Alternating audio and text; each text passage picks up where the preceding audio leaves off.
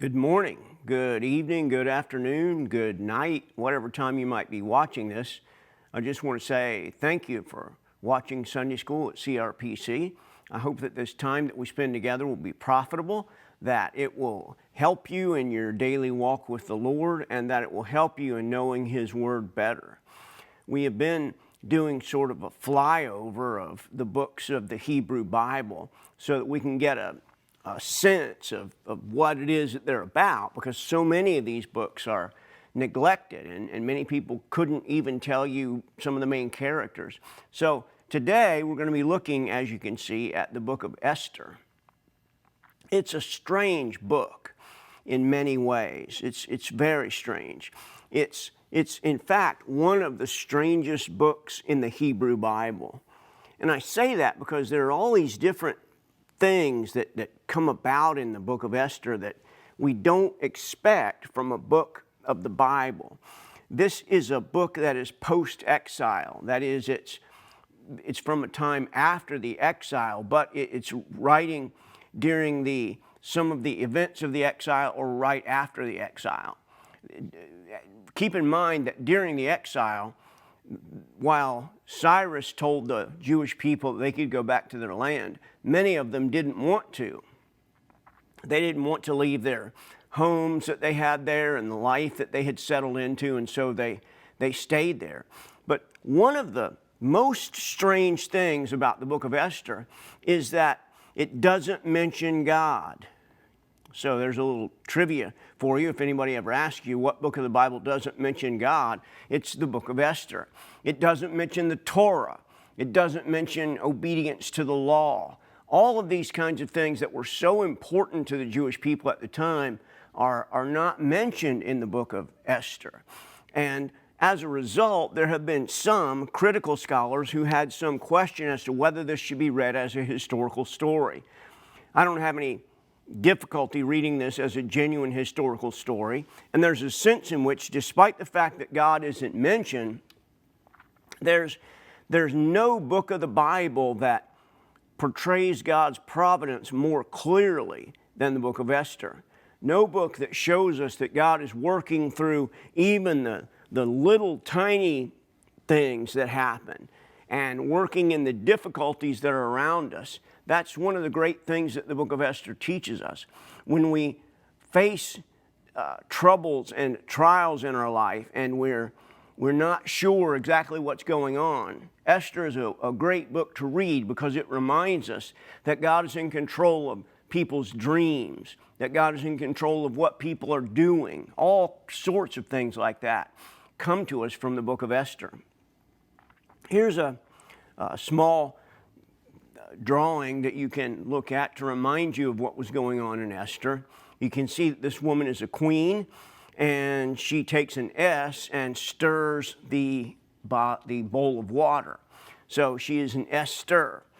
Underneath her is a Persian rug, and beside her is a Persian cat. So that will remind you of the fact that Esther was the queen of Persia.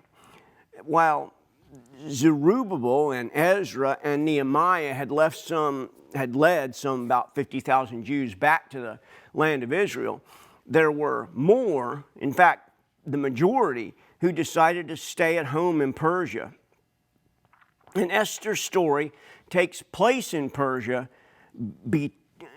to remind us that God is not just in Jerusalem, but He is in every country, making sure that everything goes according to plan. And so Esther is chosen to fill in for a banished queen. That happens at the beginning of the book. There's a queen named Vashti, and the king calls for her, and she says, "I'm not coming." And he says, "I'm the king, you need to come." And she says, I'm not going. And as a result, she is banished, and the king looks for another queen. And we'll talk a little bit about that because there's some interesting things that go on there.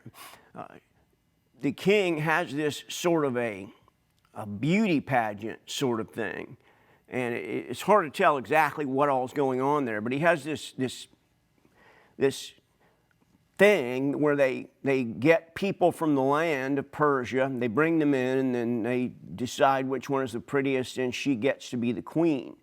And so Esther is involved in that beauty pageant, and she eventually gets to be the queen. She is in Persia with her relative and Mordecai, and she knows that they are Jewish and that there is some racial prejudice going on at the time. There's a man named Haman who hates the Jews, and so he sets up this plot to have them all killed. And he especially hates the relative of Esther, Mordecai. And so he builds this giant set of hangman stairs there for Mordecai to be hanged on. And he is planning all of these things that Mordecai is going to be hanged in front of all of these people. And then he says, to add insult to injury, not only is he going to hang Mordecai, but he's going to wipe out the entire Jewish population there. He sets a specific day, and on that day, the king's men are to go in and plunder any Jewish person's house, to kill men, women, and children, to take anything that they want, and that day is coming up soon. And so Esther learns of that, and she realizes that these are her people, since she is Jewish, and she realizes that she has a very difficult time ahead of her. She can either ask the king not to do this, or her relative and many, many others will be killed. And so as the book goes on, there are all these little things that happen, seemingly just disparate things that happen with no connection to one another. And yet, as we read through the whole book, we see that each one of those little things that happen, like Ezra becoming the queen, and Ezra asking the king to ask Haman over for dinner, all of those little things, the king staying up late at night because he can't sleep and remembering what Mordecai had done for him, remembering that he needed to be honored, all of these little things work together to show us that God is controlling everything that happens in the world. So in terms of a theme, we can think about the fact that when our Jewish friends celebrate the Feast of Purim, P-U-R-I-M, Purim sometimes pronounced, they are remembering this great deed that Queen Esther did. And so if you go to a synagogue during the Feast of Purim, you will see some of the kids will be dressed up as evil Haman, others will be dressed up as Mordecai, the girls will be dressed up as Esther, and they remember the great thing that happened as a result of the fact that Esther did what God had asked of her, and that God, in control of everything, worked it all out for good, for the good of his people, not for the good of Haman. There's a particular hat that the kids wear at the synagogue called a Haman hat, and they know that Haman is the worst of the cruel and horrible people. So let's think about the theme of the book of Esther. The theme is, and this is what we get, despite the fact that God's name is not mentioned, it reminds us that God delivers his people through the actions of Esther and Mordecai, and that Purim is established. So we learn that even when God seems absent from us, even when God seems to be gone from us, he is there working out even the finest details, working out through people's dreams, working out through people's schedules. All of that kind of thing is all under the control of God. And it's for that reason that God, and through that means that God delivers his people. Here's a short timeline that might be a little bit helpful to you. And Xerxes is the king that Esther is the queen beside. And Xerxes becomes the king in about 486 BC. Again, these dates are approximate, so we can't say for certain, but around there. Vashti, the queen Vashti, is deposed in 483 or around there because she refuses the order of the king. Xerxes invades Greece. Persia invades Greece, and it's unsuccessful a few years later. And then Esther becomes queen. And it's during that time that Esther becomes queen that she learns of the sort of person that Haman is. She learns of the kind of problems that he wants to cause and all the things that he wants to do that are wrong. And she learns that essentially he wants to commit genocide to the Jewish people. He wants to commit murder of those simply because of their race and because he is racially prejudiced. He wants to commit genocide by killing all of those who are Jewish, and he particularly hates Mordecai, who was one of the leaders of the time. And so, through God's providence, all of this works out. And at the end of the book, the king punishes Haman instead of Mordecai. And Haman is hanged on that great big hanging place that he had built for Mordecai. He's hanged on the gallows that he himself had built for somebody else. That really sort of reminds us of the providence of God, that Haman built those gallows for another person, but God in his providence made sure that Mordecai was protected and the gallows were used for the person who built them. So let's think a little bit about an outline of the book. In the first couple of chapters, we learn about the rise of Esther and Mordecai.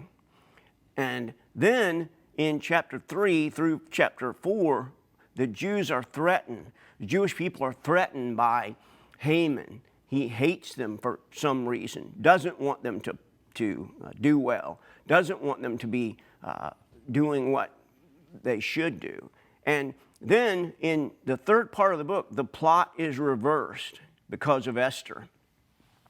Esther takes her life into her own hands by going in and asking to speak to the king when he hadn't called for her. So in some sense, she does a reverse of what Vashti did.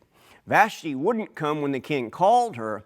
Esther, in reverse of that, goes to the king when he hadn't called her. And at that time, the king had the right, when somebody came in who hadn't been called, the king had the right to either have them killed or to listen to what they had to say.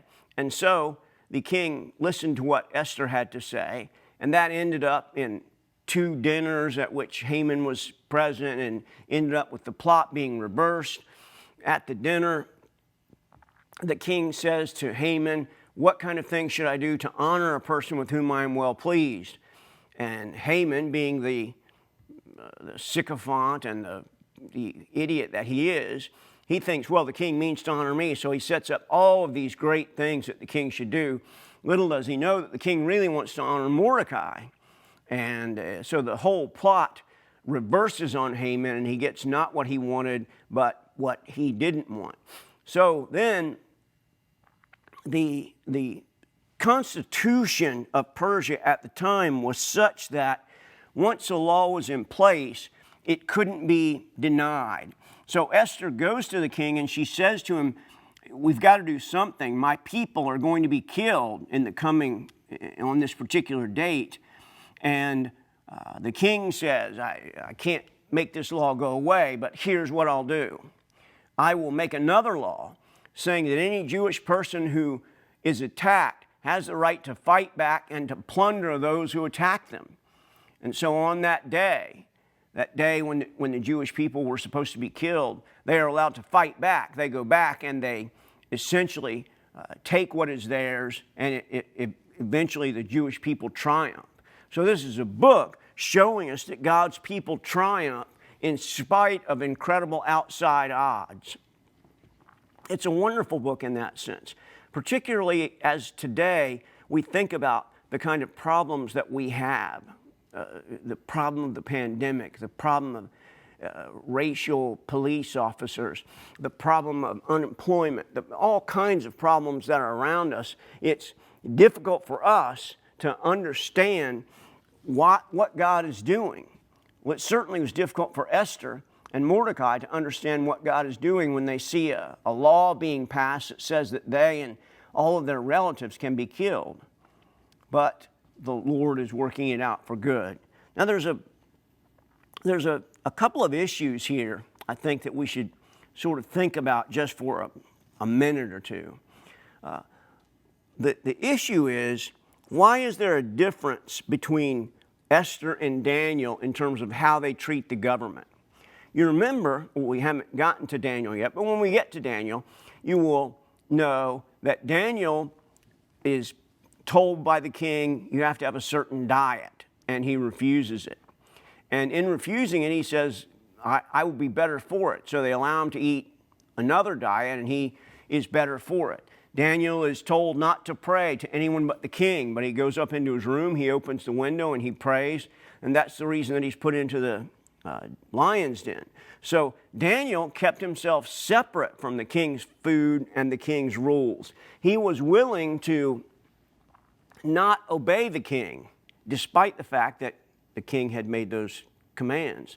Esther, on the other hand, becomes involved in the king's beauty contest and then becomes a member of the king's harem. So she does, in essence, the opposite of what Daniel did. And we might ask ourselves, isn't one of these positions wrong? Isn't it wrong to either deny the law of the king and not obey it? And if not, is it wrong to go ahead and obey the government? You see, we're facing some of that today as some state governments are asking churches to close down. Some churches are refusing to do that. You may have seen film of Dr. John MacArthur's church last weekend that was packed, nobody wearing a mask, and complete, and he essentially said to the governor, I'm not obeying your call to not open back up again. And so we have to ask ourselves, should we go along, or should we do like Daniel and stand against those things? Well, what makes Esther's deeds defensible? There are a couple of reasons. One, she may not have volunteered to be in the contest. This is fairly significant because you see in Esther 2:8, the text says, so when the king's order and his edict proclaimed, and when many young women were gathered in Susa, the citadel, in the custody of Hegai, who was the eunuch that took care of the women, Esther also was taken into the king's palace and put into the custody. So it's not, the text doesn't tell us that she volunteered for this beauty pageant. She didn't go there hoping to get into the beauty pageant, at least as far as we can tell. It seems to tell us that Esther was ordered or taken into the palace, perhaps against her will. Now, we can't say that for certain. We don't know for certain that she was going against the will of the king, but we do know, without question, that she was a Jewish person who probably didn't want to be involved in this. So I think that's the first thing that we can say, that she may not have volunteered for this. A second thing is that she risked her life for God's people. This was not just a beauty pageant where she thought she could get better clothes and more food and become the queen and boss everyone around. This is a case where she is absolutely risking her life for the king. Here we see in Esther 4, go gather all the Jews to be found in Susa and hold a fast on my behalf. And do not eat or drink for 3 days, night or day. I and my young women will also fast, as you do. Then I will go to the king, though it is against the law. And if I perish, I perish. The Hebrew can be translated there, if I am destroyed, I am destroyed. She is willing to place her entire being at risk simply because of the fact that she wants to save her people. Another reason that Esther's deeds can be defensible is that a great number of God's people were at stake there. So this is not just about her saving herself. It's not even about her saving herself, because she wouldn't have been attacked. It's about her saving all of those other people that are around her. And so here we see in Esther 3:13, letters were sent by couriers to all the king's provinces with instruction to destroy, to kill, to annihilate all Jews, young and old, women and children, in one day, the 13th day of the 12th month, which is the month of Adar, and to plunder their goods. So at that point, Esther realizes that unless she does something, there's going to be a massacre. There's going to be genocide. There's going to be hatred for the Jewish people. And she goes in and risks her life so that she can save a number of other people. It is the equivalent to a person at war who risks his life so that he can save his platoon, or a person who risks her life so that she can save those other people who are with her in the army. That's essentially what Esther was doing. She wanted to save her people who were singled out unfairly just because of the fact that they were Jewish. It's in many ways a story of racial prejudice. Haman was a racially prejudiced individual who wanted to kill and to take the Jews and to have them killed, to plunder, to take everything he could from them. And yet God says that's wrong. You cannot do that. You cannot be hateful toward a person just because of their race. You cannot be hateful toward a group of people just because of from where they come or what they are. A fourth reason why this seems to be different from Daniel in the book of Esther is that God uses Esther's beauty and her intelligence to save his people. That's a significant thing. It's not that Esther just gets in the beauty contest and then settles into a life of ease.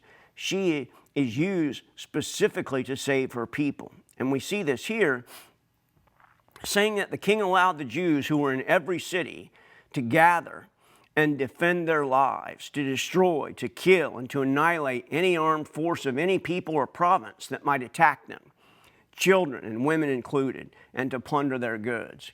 So again, this book of Esther is essentially a book of great turnarounds. Haman thinks that he's going to be honored by the king, and it's turned around and he's hanged on the very gallows that he built.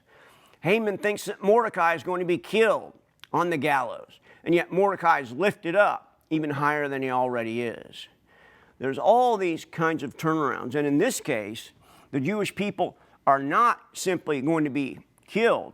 They're allowed to build up an armed forces to take care of themselves, and that allows the Jewish people living in Persia to go on and to live in peace. What are we to think of this book, Esther? This book that doesn't mention God and doesn't mention the Torah. I think that if you read through it, it's not a long book. It will only take you half an hour or so. If you read through it, you will see that there's just an amazing amount of the providence of God, an amazing seeing what God is doing even through the smallest of things, like a dream. And it reminds us that we are all put here for a particular reason. We're all put here to honor God and to glorify Him. And there may be something that you can do that no one else can do, that something that you can be responsible for that God has called you to for this very moment. And that's why one of the favorite verses in the book of Esther is this, that is said to Esther by her relative Mordecai. For if you keep silent at this time, relief and deliverance will rise for the Jews from another place. But you and your father's house will perish. And who knows whether you have not come to the kingdom for such a time as this. It may be that you've been placed here for such a time as this, and there's something that you can do that no one else can. That's the message of the book of Esther. that we do what God has called us to, because we are the ones made for that particular job. I hope that this has been helpful to you, and I hope that the book of Esther will be something that you will read and listen to carefully, because it's an unusual book. I hope that you'll be blessed. Next week we'll be looking at the book of Job, which is another unusual book and a very difficult one. But for today, I will say thanks so much for watching Coral Ridge Presbyterian Church Sunday School, and we will see you again next week. Thanks so much.